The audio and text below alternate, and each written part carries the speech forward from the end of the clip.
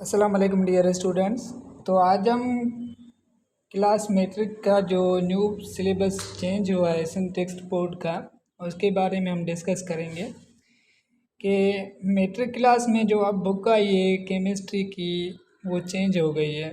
पहले वाली में चैप्टर्स जो थे वो चैप्टर्स कुछ और थे। अब जो हमारे पास न्यू बुक आई है उसमें चैप्टर्स भी क्या हो गए हैं कि चेंज हो गए हैं। उसके बाद इसका सिलेबस पूरा चेंज हो गया है, जिसमें मतलब कि पहले वाले जो हमारे पास बुक थी उसमें क्या था कि फर्स्ट चैप्टर जो हमारे पास था हाइड्रोजन चैप्टर था। तो इसके में हाइड्रोजन चैप्टर को क्या कर दिया है कि स्किप कर दिया है। अब इसी बुक के हम क्या करते हैं कि लेक्चर्स भी अपलोड करेंगे। अब यहाँ पे देखेंगे हमारे पास फर्स्ट चैप्टर पहले क्या था कि हाइड्रोजन था, तो उसको स्किप करके इन्होंने क्या रखा है कि केमिकल इक्विलिब्रियम रखा है। उसके बाद उस बुक में एसिड बेस साल्ट का चैप्टर नहीं था, तो इन्होंने क्या किया है कि एसिड बेस साल्ट का भी चैप्टर रखा है। उसके बाद थर्ड चैप्टर इन्होंने रखा है ऑर्गेनिक केमिस्ट्री का।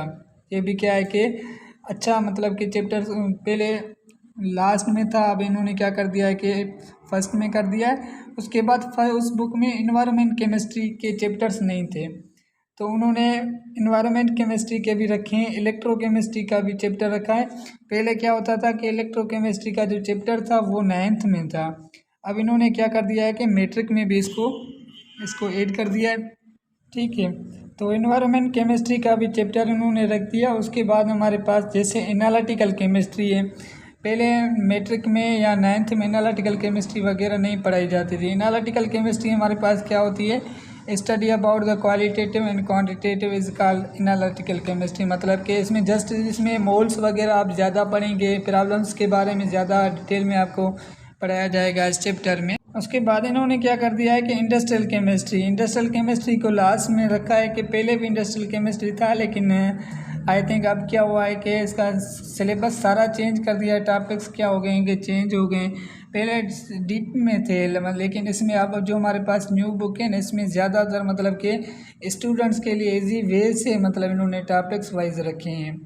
तो ये मैं कहता हूँ कि मतलब कि पहले वाली बुक से ज़्यादा ये बेहतर बुक है, क्योंकि इसमें केमिकल इक्विलिब्रियम है। केमिकल इक्विलिब्रियम के बारे में पहले कोई इन्फॉर्मेशन वगैरह 9th मैट्रिक में नहीं दी जाती थी, ऐसे ही डायरेक्ट फर्स्ट ईयर में था, तो फर्स्ट ईयर में बच्चों को ज़्यादातर समझ में नहीं आता था ये टॉपिक्स। तो इक्विलिब्रियम जो हमारे पास चैप्टर है ये भी बहुत आसान चैप्टर है, इसमें ज़्यादा कोई डीप वगैरह वाली चीज़ नहीं होती है।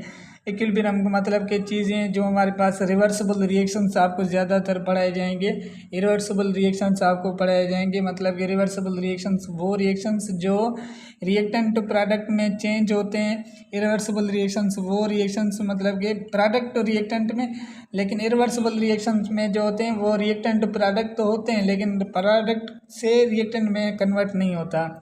तो ये टॉपिक्स जो हैं वो आसान टॉपिक्स हैं, इतने ज़्यादा टफ भी नहीं है ना, तो टफ इनको समझें। फर्स्ट चैप्टर बहुत आसान है, पहले वाले हाइड्रोजन वाले में से आसान है, क्योंकि हाइड्रोजन तो वैसे ही हम 7-8 वैसे भी हमारे पास फर्स्ट ईयर इंटर जो सेकंड ईयर का जो सिलेबस है उसमें हाइड्रोजन चैप्टर जब दिया गया है, तो हम क्यों मतलब कि मैट्रिक में इसको दोबारा पढ़ें। तो ये आसान चैप्टर्स हैं, केमिकल इक्विलिब्रियम हो गए, एसिड बेस हो गए, ऑर्गेनिक केमिस्ट्री हो गई, इलेक्ट्रोकेमिस्ट्री हो गई, हमारे पास हो गई industrial analytical chemistry, environment chemistry हो गई। ये हमारे पास टॉपिक्स आसान है। इंशाल्लाह हम कल से इसके लेक्चर्स भी अपलोड करेंगे इस चैनल पे। तो अगर आपको इस बुक की या सिलेबस के हिसाब से कोई क्वेश्चन वगैरह है तो आप पूछ सकते हैं। वैसे फिज़िक्स का भी सिलेबस चेंज हो गया है मैट्रिक का, और जो मैथमेटिक्स था ना मैडम, वो भी क्या हुआ है कि चेंज हुआ है। मतलब कि पहले ज़्यादा चैप्टर्स थे, ज़्यादा टफ थे, वो उन्होंने